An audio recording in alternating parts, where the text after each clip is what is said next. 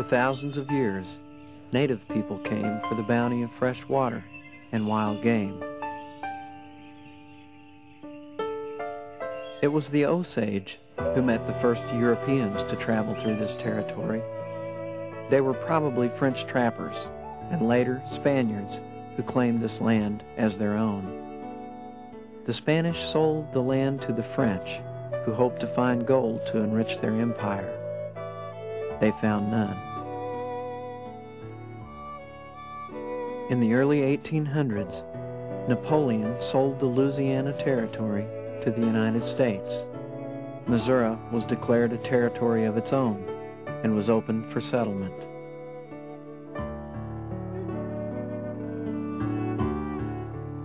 Among those who came was a man named Madison Vickery.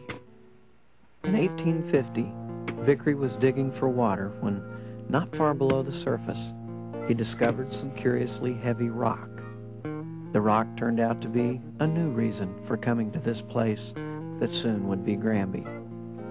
It was lead. Vickery Strike wasn't the first lead found in the state. The French had mined lead at St. Genevieve and other areas to the northeast as early as 1750. But Granby was the first major strike in the southwest part of the state and soon became a major player in national markets for lead and zinc. At first, the mining methods were primitive. They used crude furnaces to smelt the ore into pig lead. The pig lead went to Fort Smith, where it was barged to New Orleans and shipped to Boston. Or it was hauled to Boonville, where riverboats could carry it to St. Louis. By 1855, the answer to the question, why come to Granby, had spread far and wide. Lead prices were high, and Granby had plenty of it. Prospectors came by the thousands. The time came to be known as the Granby Stampede. Mining operations began all over the tri-state area, but Granby was the leader in those early years. Here, on a rough woody tract of 643 acres, 3,000 people were living, 2/3 of them working underground. The rude village was dotted with log buildings like a prairie dog town, with mounds of red loam, gravel, and stone thrown up from hundreds of shafts.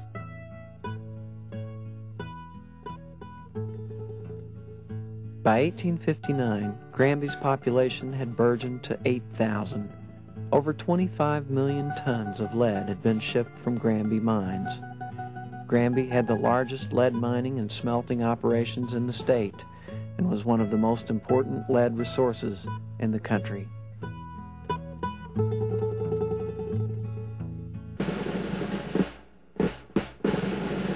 When the country divided in 1860, both Union and Confederate forces had good reason to come to Granby.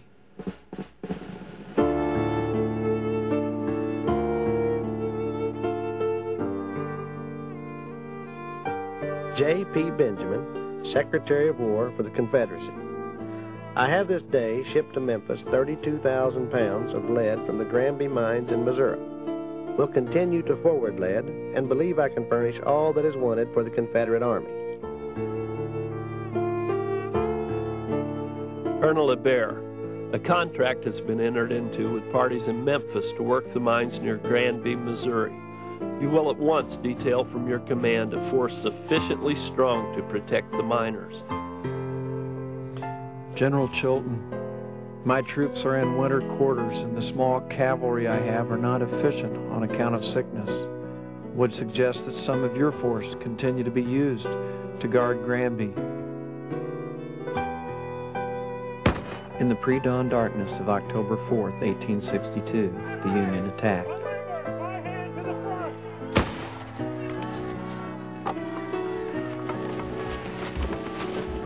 The rebels' enforced retreat blew up the smelter, rendering it useless to the Federals who occupied Granby for the remainder of the war.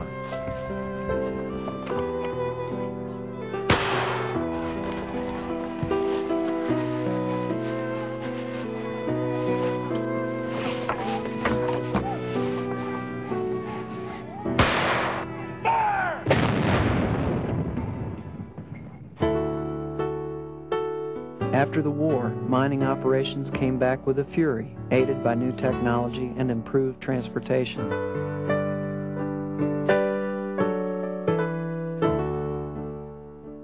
Miners prospered in places with names like the Klondike, the Fortune Teller, Morning Glory, and the Golden Rule. Gradually, the miners began to realize that they had sunk more than shafts into these rocky hillsides. They had put down roots.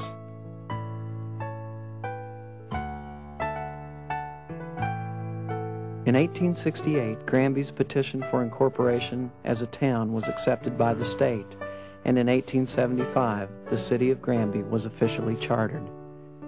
In the same year, construction began on the town's first schoolhouse. Churches were built. The town was bustling with the business of mining companies, hotels, saloons, banks, blacksmiths, shoemakers, and merchants of every sort.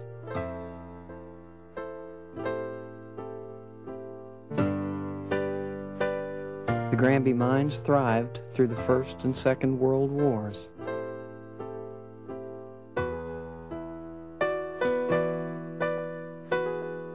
When Granby's payable ore deposits started running out and the mining industry began to fade, many people stayed on in the town.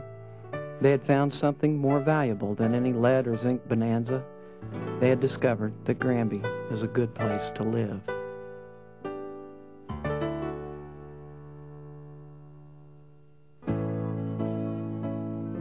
There is an unusual strength of spirit in this town, a spirit that's been passed down through generations of people who have called Granby home. It's the strength of spirit required to drive shafts of hope through solid rock. It's a spirit that has attracted new people of like mind, people looking for a place to raise a family in an atmosphere that runs deep with pride and down-to-earth values. Today, you can see Granby's pride all along Main Street, where recent construction and remodeling projects have totaled over $500,000. You can see it in public projects like the $6 million municipal sewer system we've just completed, our senior citizen housing facility, soon to be expanded.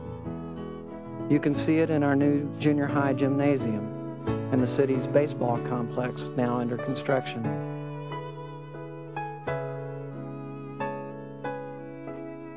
It's the kind of pride that encourages private investment in businesses like Granby House, our modern 60-bed nursing home. And opportunity beckons for other enterprises.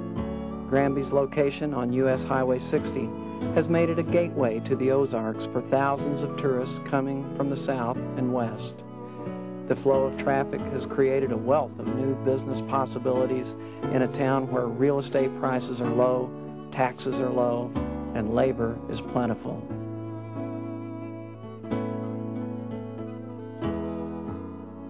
Why come to Granby? The answer is as old as the hills and streams that first attracted the Native Americans, and it's as new as the boom in nearby Branson. For some, the answer is Granby's quiet neighborhoods, with all the industry, shopping, and entertainment you could want, just minutes away. For others, the answer is the pure fun of old mining town days, which draws thousands of visitors to Granby every summer.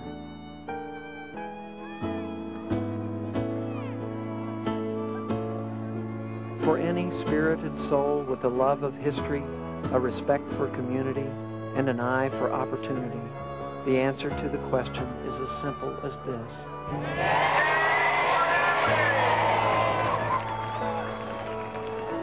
Granby is a grand place to be.